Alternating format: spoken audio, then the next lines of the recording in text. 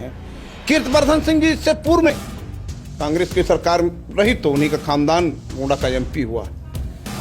माननीय सांसद कैसरगंज हमारे क्षेत्र की जनता की आवाज उठाने के लिए तैयार हैं, क्योंकि पूर्व में यहाँ से सांसद रहे हैं। एक ही पार्टी के दोनों सांसद हैं, एक सांसद के यहाँ दो जगह रुक रही है और हमारे गोंडा में कहीं नहीं रुक रही। गोंडा लोकसभा क्षेत्र में क्षेत्र गोंडा के सांसद तो सज्जन हैं कहा जाता है। ऐसी सज्जनता का क्या करें अड़हुल फूल की तरह। माननीय नेताजी जब जहां जो चाहते हैं वहां वो होता है। पार्टी की तरफ से दबाव पड़ रहा है कि क्षेत्र में जाइए प्रचार कीजिए, तो लोग कहते हैं प्रधान जी क्या हुआ, 7 साल पहले आपने इंटरसिटी एक्सप्रेस के ठहराव की मांग की थी, उस पर क्या हुआ।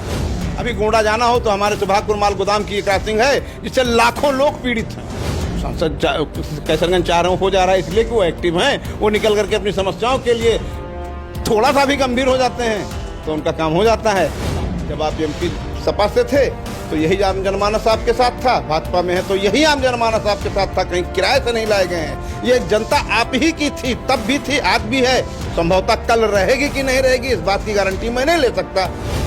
समाजवादी पार्टी की सरकार आती थी तो राजा भैया सांसद होते थे, भारतीय जनता पार्टी की सरकार आती है तो राजा भैया सांसद होते हैं। छात्र जीवन को उससे बेनिफिट मिलना था, अगर वो महाविद्यालय की पढ़ाई पढ़ना चाहता तो बहुत कम पैसे में वो लखनऊ पहुंच सकता था। माल गोदाम की क्रॉसिंग पर एक इंसान खड़ा हो गया है और वास्तविकता में किसी मनुष्य के जीवन में अगर 10 मिनट का प्राण बचा है तो वो एम्बुलेंस में उसकी मौत हो जाएगी, लेकिन वो सही समय पर अस्पताल नहीं पहुंच सकता। दिनांक 29 नवंबर 2016 की सुबह 5:30 बजे इटिया थोक स्टेशन पर लगभग 10,000 से ज़्यादा की तादाद में लोग इकट्ठा हो गए और उनकी सिर्फ एक मांग थी कि इंटरसिटी ट्रेन का ठहराव इटिया थोक स्टेशन पर किया जाए। और इस भीड़ की अगुवाई जो कर रहे थे इटिया थोक के पूर्व प्रधान दिनेश शुक्ला कर रहे थे। उस समय ट्रेन का ठहराव तो न हुआ, लेकिन 307 जैसी गंभीर धाराओं में मुकदमा दर्ज करके 51 व्यक्तियों को जेल भेज दिया गया और अन्य 181 लोगों के ऊपर मुकदमा चलाया गया। एक बार पुनः दिनेश शुक्ला जी हमारे साथ मौजूद हैं। इन्होंने सांसद गोंडा के साथ ही रेल मंत्रालय को, सबको जितने सक्षम लोग हैं उनको पत्राचार किया है कि ट्रेन का ठहराव यहाँ पर किया जाए, बहुत अत्यंत आवश्यकता यहाँ पर है। दिनेश शुक्ला जी कितनी बिंदुओं पर अपना मांग पत्र इन्होंने दिया है, हमारे साथ मौजूद हैं, इनसे बातचीत करते हैं। शुक्ला जी, सबसे पहले तो हम जानना चाहेंगे 29 अप्रैल 2016 को क्या कुछ हुआ था। सबसे पहले हम आपके चैनल को बहुत बहुत धन्यवाद देना चाहेंगे कि आपने हमारी आवाज़ को सुनकर हमारे पास पहुँचे और इस क्षेत्र की अहम समस्या, जो वास्तविकता में एक अहम समस्या है, उस पर आपकी नज़र गई, मैं आपको धन्यवाद देता हूँ। 29 नवंबर 2016 सुबह 6 बजे 22 नवंबर 2016 से मैं दिनेश कुमार शुक्ला पूर्व प्रधान इटिया थोक अपने समर्थकों के साथ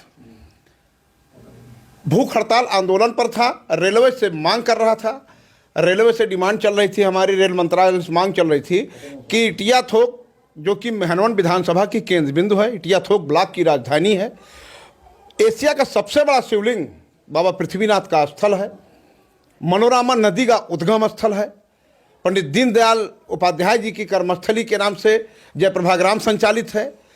उसके बाद इटिया थोक शिक्षा क्षेत्र की स्वर्ण स्थली भी है, दर्जनों इंटर कॉलेज, महाविद्यालय, 25,000 से ऊपर की आबादी, राष्ट्रीयकृत बैंक, तमाम आज सुविधाएं हमारी ग्राम पंचायत, नगर पंचायत को के दर्जों को पूरी करती है, मानक पूरा करती है, लेकिन विभिन्न कारणों से नगर पंचायत घोषित होते होते रह गया, नहीं हो पाया।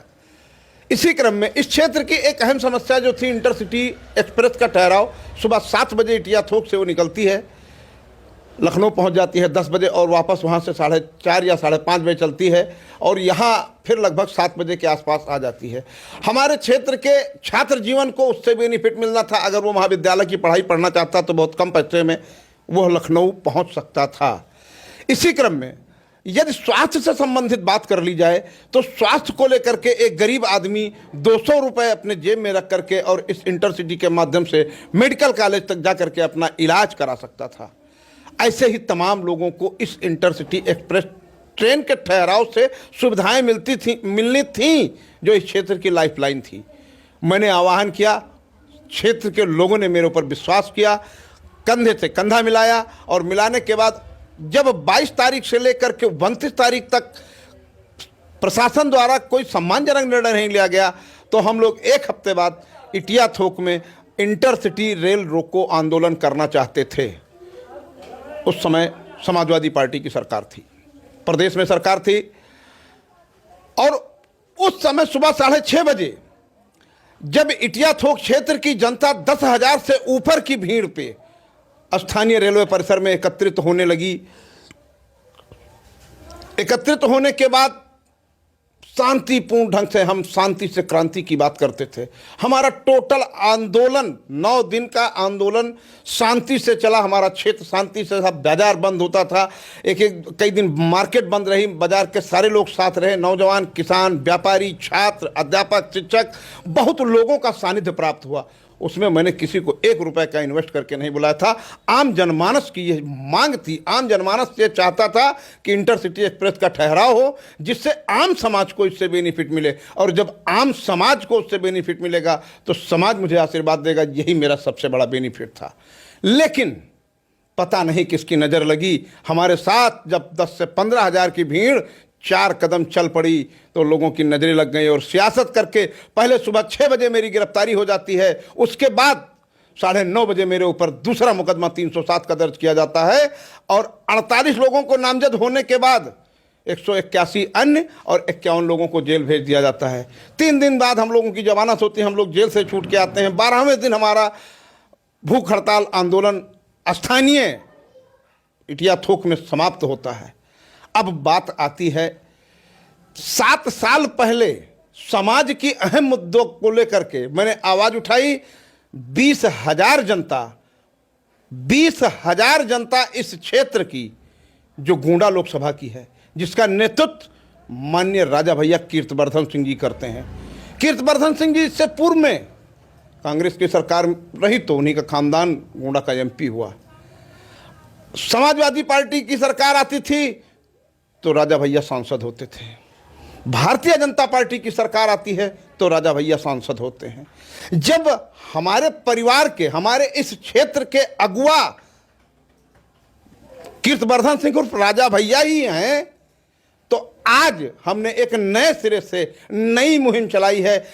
7 साल बेमिसाल पूर्ण हो जाने के बाद कल मैंने माननीय सांसद गोंडा को, रेल मंत्री भारत सरकार नई दिल्ली, जिलाधिकारी महोदय गोंडा को, स्टेशन मास्टर इटिया थोक को भी अपना ज्ञापन रिसीव कराया है। सभी को पत्र भेज करके माननीय सांसद गोंडा से मांग की है कि चुनावी वर्ष है, आप इस क्षेत्र के सांसद हैं, आप इस परिवार के अगुआ हैं। अगर लोकसभा भारतीय जनता पार्टी कहती है सबका विकास, सबका साथ, सबका विकास, और भारतीय जनता पार्टी एक पार्टी नहीं, एक परिवार है, तो यह आपका परिवार है।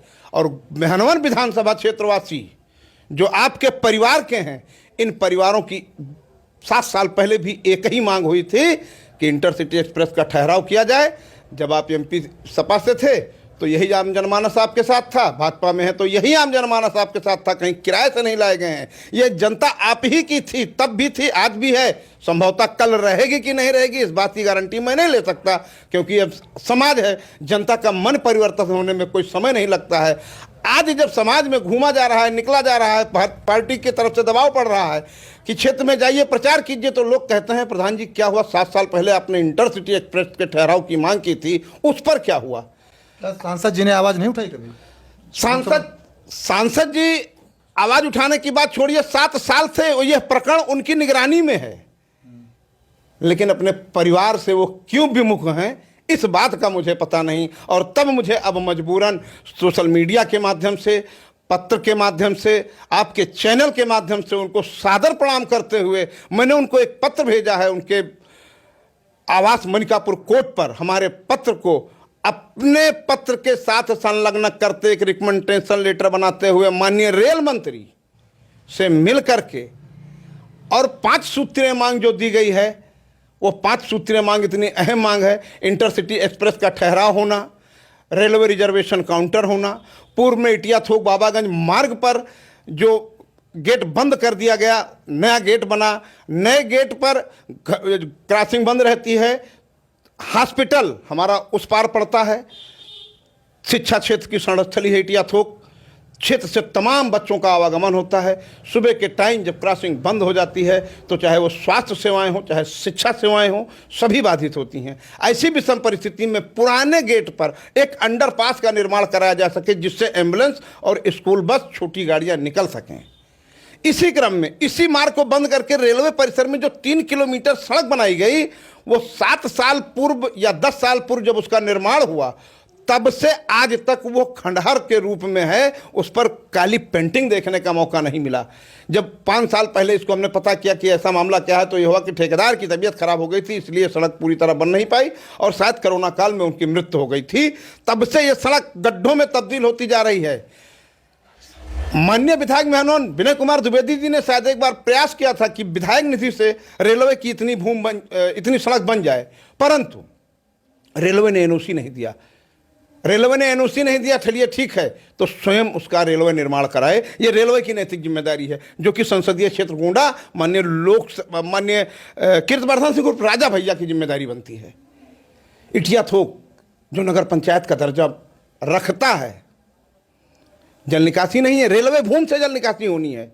रेलवे की भूमि में रेलवे स्वयं जल निकासी के निर्माण की व्यवस्था कराए। अन्य क्या मांगे? इसके साथ साथ